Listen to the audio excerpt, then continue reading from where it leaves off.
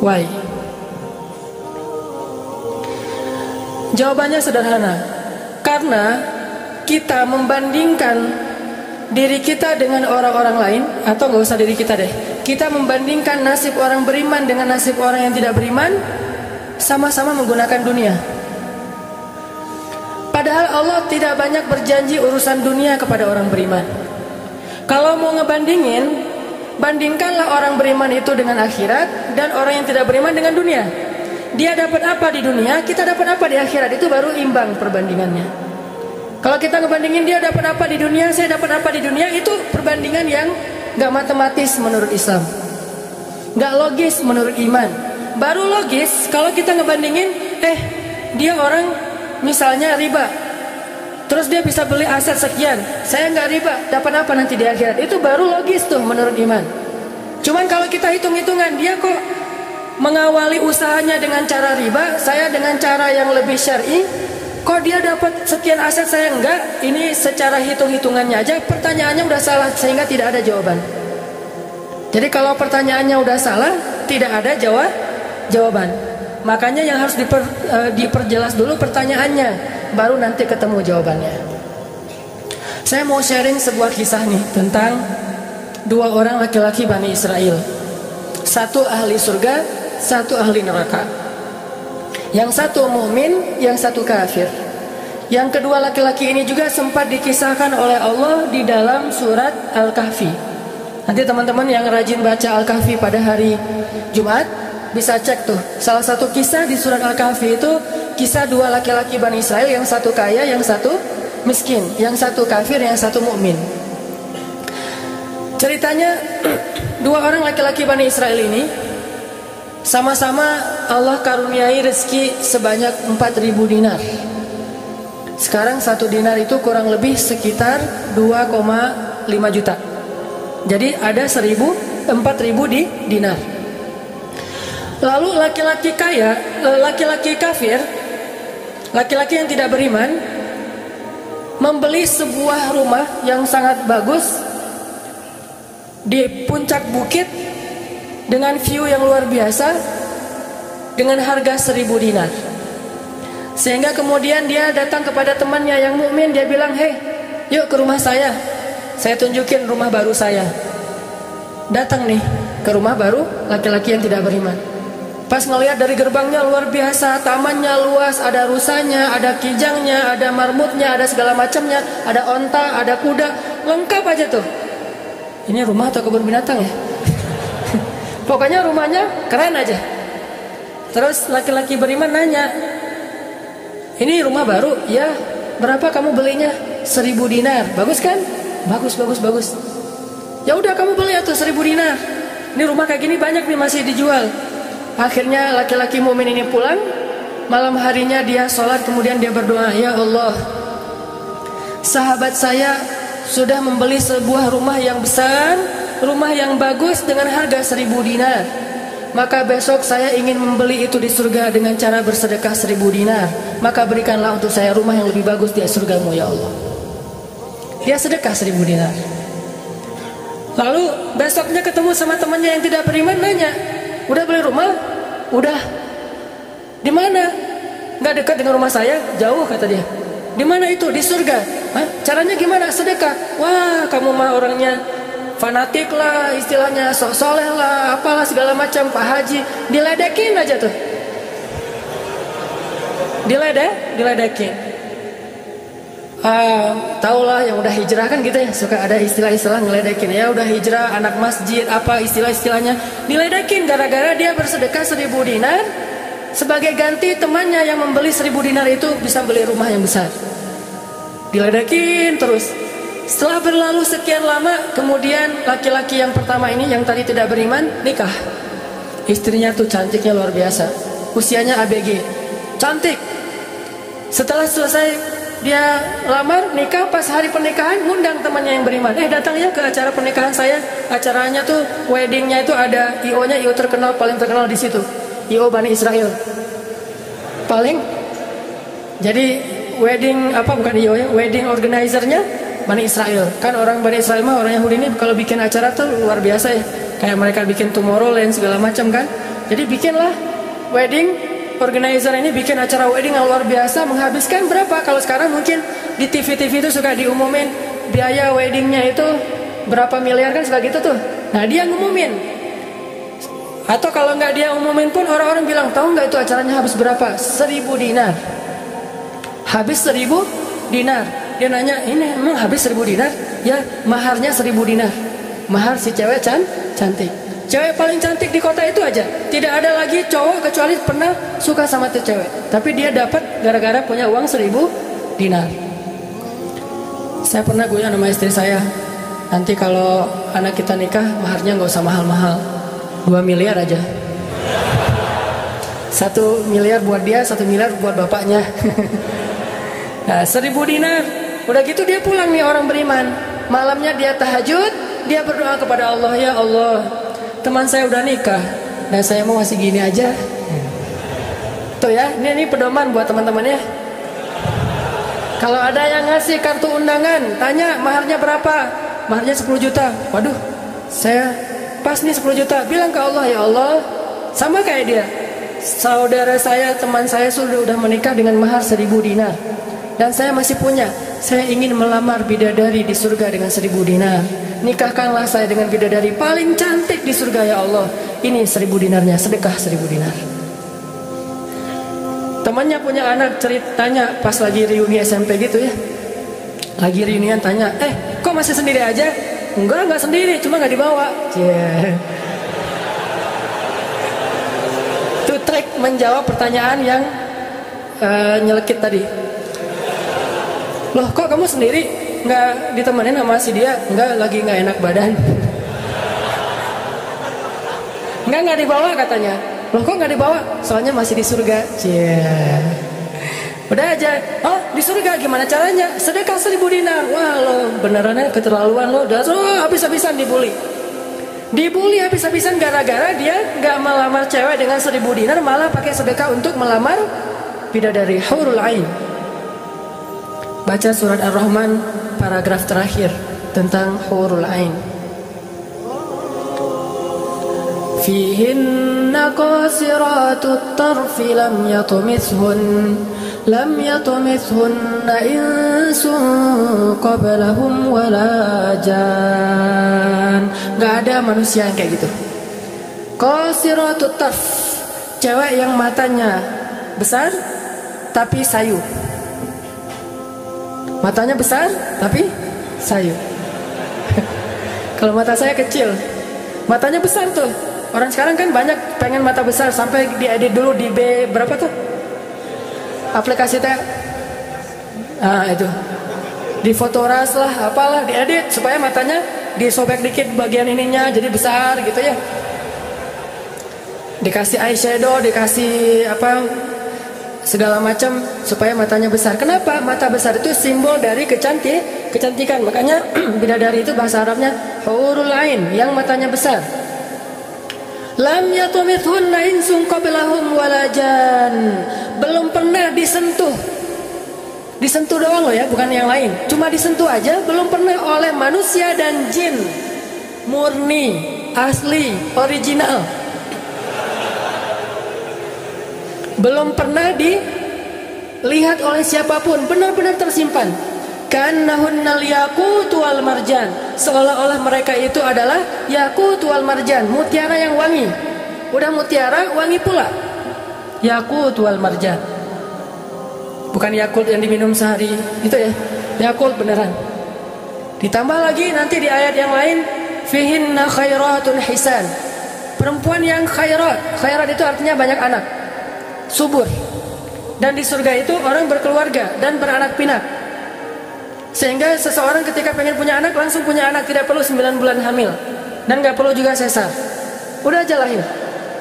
Lahir dengan cara yang Allah ciptakan sangat indah, tidak perlu ada wahnan ala wahnin, tidak ada kepayahan demi kepayahan. Lahir anak, dan anaknya bisa pesan, request, ya Allah, saya pengen anak laki-laki tapi modelnya gini. Nah, bisa. Kalau di dunia kan gak bisa request, terima aja apa adanya ya. Oh gini, ternyata gak mirip. Cuma di dunia di akhirat mah bisa request segalanya, sesuatu juga bisa request. Udah aja kayak gitu, hurul ain. Sehingga dia tahu gimana pun cewek ini cantik, tidak pernah bisa mengalahkan satu hurul ain. Seandainya jemari hurul ain, jari kelingking doang dikeluarin dari surga ke dunia, maka cahaya matahari akan tertutup oleh cahaya jari kelingkingnya hurul ain. Kalau hurul ain sempat keluar dari surga jatuh ke bumi, kau bidadari jatuh dari langit gitu kan ya. Nah, jatuh tuh ke bumi beneran, maka nafasnya satu kali dia bernafas, semua manusia akan mati karena tergila-gila kepada dia. Harumnya nafas hurul ain. Gak usah dibayangin, ntar makin gak bisa tidur. Sekedar ilustrasi doang nih. Akhirnya dia lamar tuh hurul ain dengan sedekah 1000 dinar. Udah aja sih kayak gitu. Dan dia merasa, alhamdulillah saya lebih beruntung dari dia, saya lebih beruntung dari dia. Gitu matematika mukmin. Baru setelah beberapa tahun, teman yang pertama tadi yang tidak beriman beli kebun yang sangat luas. Lalu ngajak lagi teman yang beriman, yuk ke kebun saya. Kamu udah punya kebun? Udah, datang aja. Kamu tahu nggak nih kebun yang saya beli berapa? 2000 dinar. Kebun kurma yang sangat luas, yang di dalamnya ada mata airnya sendiri, yang tidak, seolah-olah tidak ada batas ketika kita memandangnya. Terus panjang mata memandang. Kebun kurma yang indah, 2000 dinar. Lalu laki-laki ini pulang lagi, ya Allah, izinkan saya membeli kebun-kebun surgamu dengan 2000 dinar, karena saudara saya itu sudah membeli kebun di dunia. Sedekah lagi 2000 dinar. Terus kayak gitu sampai mereka tua. Yang satu meninggal dalam keadaan kaya raya tapi kafir, yang satu lagi meninggal dalam keadaan miskin tapi beriman. Siapa yang lebih beruntung? Tergantung matematika yang dipakai. Kalau matematikanya materi duniawi, pasti orang yang pertama yang tidak beriman lebih beruntung, bisa menikmati dunia habis-habisan sampai hari tuanya. Tapi kalau matematikanya matematika mukmin, Rabbani, maka pasti yang kedua lebih beruntung dari yang pertama. Nanti setelah mereka meninggal, ini ceritanya panjang sekali dan kemudian jadi salah satu tafsir dari Al-Quran surat As-Saffat yang nanti kita baca. Di akhirat, kalau teman-teman tahu, kalau kita baca tafsir itu ternyata ya, di surga itu punya jendela. Kayak rumah punya jendela. Cuman saya nggak tahu seperti apa bentuk jendelanya, karena surga itu kata Nabi, ma la ainun ra'at wa la uzunun sami'at, yang nggak pernah dilihat oleh mata, yang nggak pernah didengar oleh telinga, yang nggak pernah dibayangkan oleh imajinasi manusia. Yang jelas ada jendela itu di surga. Nah, jendela ini apa? Jendela ini dipakai untuk mengintip ke neraka. Jadi nanti kalau ada kisah-kisah penduduk surga menyelamatkan orang-orang di neraka, itu lewat jendela itu. Kalau ada cerita penduduk surga dan penduduk neraka berdialog, itu lewat jendela itu. Bukan keluar dulu, sama-sama keluar terus ada ruangan khusus dialog gitu, enggak. Atau pakai misalnya Skype gitu ya, nelfon neraka pakai Skype. Triling, lagi disiksa, aduh ada yang nelfon, bentar dulu. Kan nggak ada yang gitu ya. Ini mah pakai jendela. Jadi jangan pakai imajinasi teknologi yang sekarang. Nggak ada Skype, nggak ada WhatsApp call, video call gitu, nggak ada line. Yang ada lewat jendela. Begitu dia ngelihat ke jendela, dia langsung Allah berikan dimensi melihat neraka. Langsung Allah kasih ruang untuk bisa melihat neraka. Di neraka itu dia akan bertanya kepada malaikat neraka, ngasih kayak kertas gitu, tolong cariin yang namanya ini, cariin. Oh ya, ini masa nggak kenal kayaknya di surga. Emang siapa? Hananataki. Penduduk malaikat neraka mah nggak kenal. Amin, aminin atuh. Mudah-mudahan semua kita tidak dikenal di neraka, dikenal di surga insya Allah. Kalau ini mah nggak boleh hore, ini serius nih. Udah aja ngasih nama gitu ya ke malaikat penjaga neraka. Kenal nama ini nggak? Oh ntar dulu nanya ke yang lain. Kenal nama ini nggak? Oh ada tuh yang di pojok sana tuh lagi dihabis-habisin sama malaikat. Udah malaikat yang itu bawain sini gitu. Pas dibawain ternyata itu adalah laki-laki tadi yang di dunia saling bersaing dalam memperkaya diri. Satu memperkaya diri di dunia, yang satu lagi memperkaya diri di akhirat. Bro, gimana nasib lo sekarang? Waduh, saya sekarang disiksa segala macam. Dia ngaku kesalahannya. Lah kamu gimana? Dulu kamu katanya beli rumah di surga, terus nikah di surga, terus beli kebun di surga, udah dapat. Wah, bukan dapat lagi. Ternyata 1000 dinar itu bukan satu istana loh bro. 1 dinar itu sekian ribu istana. Sekarang saya 1000 dinar, bayangin aja. Gitu. Makin sakit kan ya. Makin nyelangsa, makin stres. Udah di neraka stres pula, stroke lagi, kena kejang-kejang gitu. Nggak di neraka kejang-kejang aja nggak enak, stroke nggak enak, apalagi udah stroke-nya di neraka kan lebih nggak enak tuh. Orang kena penyakit jantung di dunia nggak enak, ini penyakit jantungnya di neraka lebih nggak enak lagi. Ini mah imajinasi saya. Sesuai dengan di Al-Quran surat As-Saffat, dialog antara penduduk surga dan penduduk neraka. Inilah teman-teman matematika untuk mengukur siapa lebih beruntung. Sehingga kita tidak perlu bertanya, kenapa? Why? Saya udah hijrah kok makin susah hidup saya. Dunia itu, akhirat enggak. Kalau kita mengukur amal kita hanya dengan dunia, kita bakal sering kecewa karena Allah tidak menilai dunia ini bahkan lebih ringan daripada 11 sayap nyamuk. Seandainya kata Nabi dunia ini di mata Allah ada harganya, pasti Allah nggak mau ngasih dunia kepada orang yang tidak beriman, nggak mau. Berhubung dunia ini tidak ada nilainya, Allah kasihlah kepada orang yang tidak beriman. Sedangkan yang bernilai Allah simpan untuk orang yang beriman dan sabar. Pakai kacamata Rabbani, cara pandang Allah Subhanahu Wa Taala. Sehingga ketika kita hijrah, kita minta tolong kepada Allah urusan dunia, tetapi kita yakin kalau kita istiqomah, ikhlas, maka di akhirat wa ma indallahi khair. Itu harus jadi mantra yang kita ulang-ulang tuh. Kalau teman-teman lagi cemburu dengan dunia seseorang, bilang wa ma indallahi khair. Apa yang ada di sisi Allah lebih baik. Berarti gak jadi cemburu tuh. Saya pakai itu sebagai terapi buat diri saya sendiri. Kalau saya lagi ada rasa kayak kepengen apa yang orang punya, ada rasa iri, ada rasa cemburu, ada rasa kayak merasa orang lain lebih beruntung dari kita, saya selalu pakai mantra wa ma indallahi khair, wa ma indallahi khair, wa ma indallahi khair. Sehingga hilanglah rasa cemburu itu. Apa yang ada di sisi Allah lebih baik, apa yang ada di sisi Allah lebih baik, apa yang ada di sisi Allah lebih. Walal akhiratu khairul laka minal ula, wal akhiratu khairu wa abqa. Akhirat lebih baik bagimu dan daripada dunia. Akhirat lebih baik dan lebih kekal. Itu aja yang kita ulang-ulang mantranya. Wa ma indallahi khair. Udah aja senyum. Kita yang istiqomah gini-gini aja, orang lain yang tidak istiqomah yang sudah melenceng jadi gitu. Ya udah, apa yang di sisi Allah lebih baik. Ada yang gara-gara misalnya dukun bertindak jadi nikah. Kita bertindak sendiri nggak nikah-nikah misalnya ya. Ya udah aja, wa ma indallahi khair. Dan apa yang ada di sisi Allah itu bukan hanya akhirat tetapi juga dunia. Cuman Allah tidak memberikannya dalam waktu yang segera kepada mukmin karena Allah ingin melihat dulu ketabahan, kesabaran dan keistiqomahan kita. Matematika itu coba kita pakai dalam hidup. Kayak saya pernah dulu banget awal-awal saya di Bandung masih senang usaha-usaha gitu sebelum ada dakwah. Kan pertama saya masuk ke Bandung bukan berdakwah. Lama-lama setelah lelah berusaha akhirnya berdakwah. Karena nggak mendapatkan kebahagiaan hanya dengan harta. Kan dulu saya pernah usaha bisnis pulsa yang saya pernah cerita. Ada 60 cabang pulsa saya di Bandung. Terus naik lagi bisnis jual beli mobil bekas. Beli jual. Terus terakhir pernah main properti walaupun nggak sampai punya klaster, sampai punya perumahan, tapi 1-2 properti beli, jual lagi, perbaiki, jual dan segala macam. Waktu itu saya sempat hampir kegoda sama teman saya yang beli beberapa aset ruko di daerah Antapani. Dulu Antapani nggak seperti sekarang, masih murah-murah tuh rukonya. Dan kan cepat banget tuh perkembangan Antapani ya. Dia beli tuh 1 ruko di Antapani dengan DP, lalu dia cicil. Nah, cicilannya ini dibayar oleh yang kontrak. Kebetulan ruko dia dikontrak oleh warung Padang. Sehingga dia paling nambah-nambah dikit lah, walaupun yang nggak bisa utuh, tapi dia nambah-nambah dikit. Ini udah azan? Udah? Oh, nanti ceritanya next, insyaallah habis salat isya. Barakallah.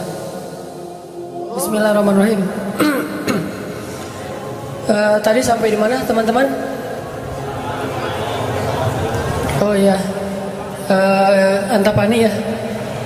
Sampai Antapani. Nah waktu itu nggak ada basa-basi, langsung aja Bismillahirrahmanirrahim. Teman-teman kita lanjutkan sampai di Antapani. Jadi teman saya tuh ada yang investasi dengan beli salah satu ruko di Antapani dengan cara nyicil DP, terus yang bayar cicilannya itu adalah yang kontrak. Kalau nggak utuh pun dia tambahin sedikit lah. paling nambahin 500.000 sebulan. Setelah kurang lebih 3 tahun, akhirnya itu udah lunas, dia bisa nge-DP-in lagi yang baru. Setelah sekitar 5 tahun berjalan, saya ketemu lagi sama dia. Dia bilang, ini semuanya udah ruko saya nih. Udah ada sekitar 6 ruko yang dia punya, dan setengahnya dipakai sama Alfamart, sisanya dipakai ada warung Padang, ada apa di situ. Sehingga dengan cara dia bisa cepat berkembang. Saya di awal menganggap diri saya itu agak-agak idealis. Anggapan pertama, aduh saya ini kayaknya terlalu idealis kali ya gitu.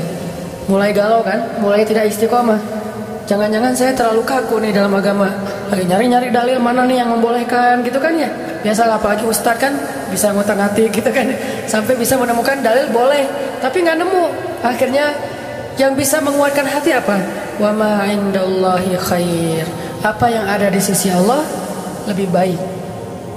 Kalau mau kayak gitu, mungkin sekarang saya udah punya juga beberapa ruko, tapi karena nggak bisa dengan cara seperti itu, akhirnya ya punya itu aja dan tidak berkembang secara duniawi. Tetapi saya yakin mudah-mudahan dengan itu kita berinvestasi di akhirat. Makanya ini matematika harus jadi pola pikir kita, harus jadi mindset, persepsi kita dalam hitung-hitungan amal. Sehingga ketika kita belajar Islam, mulai bertaubat, mulai berhijrah, lalu Allah Subhanahu wa taala seolah-olah lebih memanjakan orang lain yang belum berhijrah, yang belum bertobat daripada kita dengan dunia. Katakan wa ma indallahi khair. Apa yang ada di sisi Allah lebih baik. Katakan bahwa wal akhiratu khairun wa abqa. Akhirat lebih baik dan lebih kekal. Katakan walal akhiratu khairul laka minal ula. Dan akhirat itu lebih baik bagimu daripada dunia. Ini yang memotivasi kita untuk bisa istiqomah, sehingga kita tidak ngerasa dicurangin sama Allah Subhanahu wa taala. Karena Allah melihat balasan akhirat itu lebih baik daripada ngebalas di dunia. Sehingga Allah kalau sayang kepada seorang hamba, Allah menyediakan akhirat lebih besar daripada dunia untuk dia. Seandainya dunia itu adalah bentuk kasih sayang Allah, maka Allah sudah memberikan kekayaan dunia kepada semua nabi yang Allah cintai. Tapi nabi yang kaya itu sedikit. Rata-rata nabi itu susah hidupnya, apalagi setelah menjadi nabi. Nabi Muhammad sebelum jadi nabi hidupnya luar biasa kan?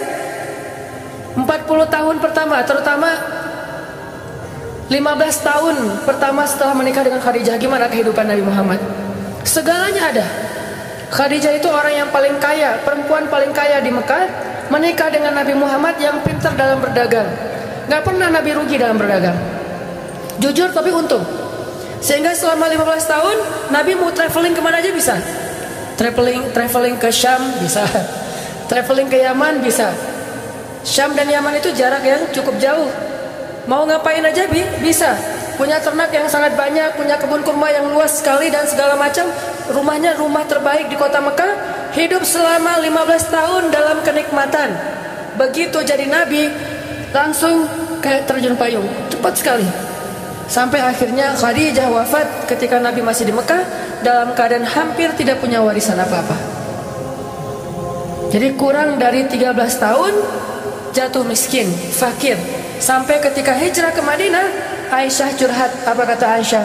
Di rumah Rasulullah itu lebih dari 1 bulan tidak ada asap di dapur. Dalam keadaan tidak pernah masak selama berbulan-bulan. Soalnya kalau kita mau beli warung Padang, jadi nggak perlu masak ya. Kenapa itu rumah nggak pernah masak? Yalah, soalnya dia punya warung, jadi masaknya di warung, tinggal dibawa aja ke rumah. Nabi benar-benar nggak pernah masak tuh. Coba bayangin, pernah nggak Nabi bilang gini ke Allah, Allah lah, saya kan kerjanya sama Allah, kok malah jadi kayak gini, hidup saya jadi susah gini? Enggak pernah Allah Nabi mengatakan demikian. Kenapa? Karena Nabi tahu logikanya. Nabi benar dalam menggunakan logika hitung-hitungannya. Nabi tahu matematikanya, sehingga Nabi nggak pernah mengeluh ke Allah, kok saya sejak jadi Nabi jadi susah Allah. Katanya saya kekasih Allah, kok saya diperlakukan kayak gini? Nggak pernah Nabi ngomong kayak gitu. Kalau Nabi aja kekasih Allah, malah jadi susah gara-gara jadi kekasih Allah secara duniawi, tidak pernah mengeluh. Terus siapa kita mau mengeluh dan menuduh Allah dengan tuduhan-tuduhan yang tidak benar? Apakah kita merasa bahwa setelah kita berhijrah Allah harus memberikan kepada kita dunia yang di mata Allah tidak ada nilainya? Berarti kita meminta kepada Allah sesuatu yang tidak baik dan membuang sesuatu yang baik. Itulah yang dulu pernah dinasihatkan oleh Musa kepada Bani Israel di dalam surat Al-Baqarah. Coba teman-teman lihat di surat Al-Baqarah itu ayat 61.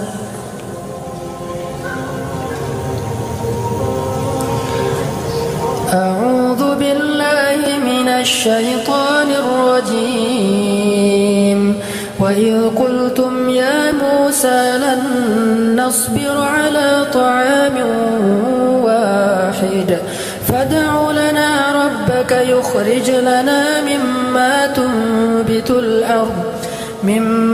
تُنبِتُ الْأَرْضُ مِن بَقْلِهَا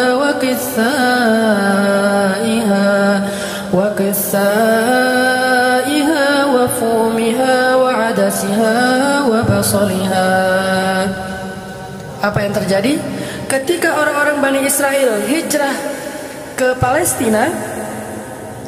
Lalu mereka mengeluh di Palestina karena setelah mereka hijrah hidup mereka tidak menjadi lebih baik secara duniawi. Perasaan kata Bani Israel, sama aja deh. Sejak kita hijrah, sejak kita masuk agama Yahudi, sejak engkau datang Musa, sawa'un alaina, nasib kami sama aja nih. Sebelum kamu datang dan setelah kamu datang, nasib kami tetap aja susah, wahai Musa. Ini logika Bani Israel. Makanya banyak Bani Israel itu yang kufur kepada Allah karena pakai logika ini. Logika 2 tambah 2 4. Itu logika Bani Israel. Kalau dalam urusan agama, beda kalau dalam urusan matematika. Jangan bilang, "Dek, 2 tambah 2 berapa? 4." Bani Israel. Jangan. Itu mah matematika. Kalau dalam urusan agama itu logika Bani Israel. Mereka selalu menghitung-hitung itu dengan logika matematika duniawi. 2 tambah 2 4. Sehingga mereka selalu mengeluh, "Ya Musa, sama saja nasib kami engkau datang dan engkau tidak datang dulu. Sama-sama susah. Terus apa baiknya dengan kedatangan wahai Musa?" Mereka menghitung kebaikan itu hanya dari sisi materi saja. Padahal kedatangan Musa telah mengeluarkan mereka dari perbudakan kalau mau dihitung lebih jujur di urusan dunia. Kedua, dengan kedatangan Musa mereka akhirnya diselamatkan dari kejahatan dan kekejaman Firaun yang membunuh anak laki-laki mereka dan memperbudak anak perempuan. Apakah mereka lupa? Afala ta'qilun ya Bani Israel? Tidakkah kalian berpikir wahai Bani Israel? Ditambah lagi dengan janji Allah untuk Bani Israel, Allah bukakan langit dan bumi untuk Bani Israel. Bayangin Bani Israel lagi hijrah nih dari Mesir ke Palestina, di tengah jalan haus. Musa haus ngadu, hashtag semuanya viral, haus Bani Israel, hashtagnya haus. Akhirnya Nabi Musa berdoa kepada Allah, "Ya Allah, beri mereka air." Keluarlah mata air satu untuk Bani Israel yang ada 12 suku. Berapa? 12 gitu? Lupa ya gitu deh. Oh ini nih. Ya 12, Isnata Asyara Aina, 12 suku. Pakai satu mata air.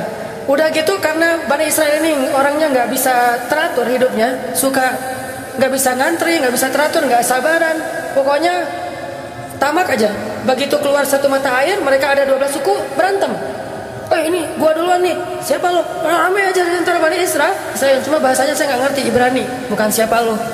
Udah aja gitu. Ramai sesama Bani Israel. Akhirnya mereka ngeluh lagi, "Musa, masa sih satu mata air? Ini rebutan nih, daripada kita nanti ramai, daripada putus silaturahim, doain dong minta 12 mata air." Nabi Musa berdoa lagi. Akhirnya keluar 12 mata air. Dimanja banget sama Allah. Udah keluar 12 mata air, mereka minum. Jalan lagi. Musa, dari kemarin kita makannya perasaan roti wae, gak ada daging gitu Musa? Nanya daging. Ini kayaknya nih buffetnya nggak internasional nih, Asian food gitu, nasi gitu ya. Saya pengen sekali-kali dong Musa cari yang buffet yang international food gitu. Akhirnya Allah kasih man nawassal, kasih burung datang sendiri untuk disembelih. Datang tuh burung terbang depan Bani Israel, nunduk langsung gini. Coba burung Bani Israel. Coba ada nggak burung kayak gitu sekarang? Bebek gitu ya, Pak, hari ini kita masak bebek. Oh boleh. Bebek, datang seperti bebek teh. yaitu ayam datang. Nggak ada kan sekarang kan ya? Allah tundukkan burung yang liar kepada Bani Israel, datang untuk disembelih langsung dibakar, terus makan. Kemudian keluar lagi makanan-makanan luar biasa, datang dari langit seperti datang kepada Maryam alaihassalam, masih ngeluh juga. Terus jalan lagi, Musa haredang cenah, panas, datang awan menaungi Bani Israel. Mana ada manusia, bangsa di muka bumi ini selain para nabi yang dinaungi awan sepanjang perjalanan, coba, kecuali Bani Israel dan orang-orang modern yang pakai kendaraan udah tertutup ya. Kalau dulu mah Bani Israel kemana mereka pergi, awan diikutin. Wan, sana ya kata awan sih. Bukan si Iwan, awan. Udah aja jalan. Bani Israel mana? Kadang-kadang suka iseng. Nih lihat ya awannya nih, ikutin kita nggak ya? Lari ya, lari. Awannya ikut lari. Namanya Bani Israel iseng. Tapi Allah masih diakal-akalin sama mereka kan? Yang pernah saya cerita, disuruh bayar zakat, mereka katakan kami mah zakat 2,5% mah itu orang pelit lah. Kalau zakat mah nggak usah tanggung-tanggung 2,5%, 10% kan Islam 2,5%, Nasrani 10%, Bani Israel 100%. Hah? Sampai Musa aja kaget, 100%. Benar gitu syariatnya 100%. Wah Musa 100% ya. Kami berani memberikan zakat 100%. Caranya gimana? Dikumpulin semua gandumnya, dilempar ke langit, terus dia bilang ya Allah ambil sesukamu, yang jatuh ke bumi itulah hak saya. Itulah Bani, lempar semuanya, gandum, roti, segala macam, korma dilempar ke langit. Ya Allah ambil sesukamu ya Allah. Yang jatuh ke bumi berarti engkau ridho untuk saya. Mana ada yang nyangkut di tengah antara langit dan bumi? Pasti semuanya jatuh ke bumi. Oh berarti Allah nggak memerlukan itu, ya udah untuk kita aja. Yang penting kan kita udah niat nih 100%, tapi Allah nggak mau nerima. Ya udah, itu akal-akalan Bani Israel. Makanya mereka ngeluh, ya Musa, di Palestina itu tidak ada sayur mayur, kami kangen makanan-makanan di Mesir. Kalau teman-teman tahu Mesir itu sebetulnya nggak tandus-tandus amat. Mesir itu ada bagian yang salju. Jadi kalau mau ngerasain Eropa bisa ke bagian itu. Ada yang bagian yang benar-benar padang pasir, ada yang bagian yang subur luar biasa. Nah, sampai mereka kangen dengan sayur-sayuran Mesir. Kangen dengan bayam, kalau di kita mah kangen dengan singkong, kangen dengan jengkol. Ya, pernah kangen jengkol? Karena nggak pernah keluar Bandung. Kalau keluar Bandung pasti kangen jengkol. Misalnya umroh gitu ya. Ada restoran Indonesia, Mang ada jengkol? Di Mekah. Kalau tanya orang Arab, jengkol. Bahasa Arabnya tidak ada jengkol. Soalnya bahasa Arabnya tidak ada jengkol. Mahada kata orang Arab, jengkol yang aroma raihah. Intinya orang Bani Israel kangen dengan makanan Mesir. Terus apa kata Nabi Musa? Qala atastabdiluna alladhi huwa adna billadhi huwa khair. Apakah kalian meminta untuk menukar sesuatu yang buruk dengan sesuatu yang lebih baik? Maksudnya apa? Kenapa kalian ingin dibayar oleh Allah dengan dunia ketika kalian beriman? Kalau Bani Israel itu kalau beriman hitung-hitungan banget. Habis beriman harus rezekinya berlimpah. Habis beriman harus terbebas dari segala masalah. Habis beriman harus dimanjain banget dunianya. Itu pola fikir Bani Israel. Sedangkan para nabi dan orang-orang yang beriman gak kayak gitu cara berfikirnya. Setelah beriman Allah uji, maka mereka mengatakan ini untuk melihat apakah saya jujur dalam iman atau munafik. Seperti kata Bilal, ketika Bilal beriman dengan qadarullah, dia ketahuan imannya oleh tuannya Umayyah bin Khalaf, lalu disiksa oleh Umayyah bin Khalaf. Setelah disiksa berhari-hari, Umayyah ngomong gini, Bilal, mana Tuhan kamu? Coba lihat tuh, kamu disiksa-siksa, Tuhan kamu gak pernah ngebelain kamu, Muhammad juga gak pernah ngebelain kamu. Jadi kamu tuh sebetulnya kasihan, tinggal sendiri, gak pernah dibelain oleh siapa-siapa. Kalau gak saya nyelamatin kamu, kamu akan celaka, wahai Bilal. Apa kata Bilal? Ya Umayyah, udah gak bilang lagi Tuhan, dia mah udah beriman, gak ngomong lagi Tuhan, gak ngomong lagi gitu. Kalau saya diuji atau disiksa karena keimanan saya, itu berarti Allah ingin melihat kesabaran saya. Maka kalian akan melihat sabar saya lebih kuat daripada sabarnya orang Arab. Karena orang Arab Mekah itu terkenal dengan keteguhan dan kesabarannya. Saya akan lebih sabar daripada laki-laki Arab dan akan lebih kuat daripada gunung Uhud. Bilal tahu itu. Jadi bukan, ya juga ya Umayyah, udah deh balik lagi aja kayak dulu. Enggak, Bilal mah gak ngomong kayak gitu. Kan orang suka pundung gitu ya, pundung fisabilillah. baru hijrah Allah kasih ujian pundung. Aduh, sama aja udah hijrah nggak hijrah tetap aja nggak bisa dapat jodoh. Nah gitu kan. Akhirnya udahlah sekalian kayak dulu aja. Aduh sama aja, ternyata udah rajin ngaji belum kelihatan juga ke atas, masih aja nggak ada yang kecantol misalnya kan ya. Aduh udah rajin udah pindah kerjaan, tetap aja belum dapat kerjaan yang lebih baik. Kata Allah, wa may yattaqillah yaj'al lahu makhraja. Mana? Wa yarzuqhu min haitsu la yahtasib. Mana tuh? Jawabannya Allah berikan itu setelah Allah lihat kesabaran kita. Kalau Allah belum melihat kesabaran kita, Allah nggak akan kasih apa yang Allah janjikan. Karena yattaqillah bukan hanya taubat tetapi sabar, itu satu paket. Takwa itu at-ta'ah was-sabr, itulah takwa. Taat dan sabar itulah takwa. Wa may yattaqillah, siapa yang taat lalu sabar, baru Allah janjikan yaj'al lahu makhraja wa yarzuqhu min haitsu la yahtasib. Wa may yattaqillaha yaj'al lahu min amrihi yusra wa may yattaqillaha yukaffir anhu sayyi'atihi wa yu'zim lahu ajra. Itu semua janji Allah bagi orang yang takwa, dan takwa itu taat dan sabar. Kalau taat doang tapi nggak sabar, pundung tadi, maka Allah tidak punya janji apapun dengan dia. Ini logika yang dipakai oleh Allah, hitung-hitungan matematikanya Allah Subhanahu wa taala, sehingga kita tidak kecewa.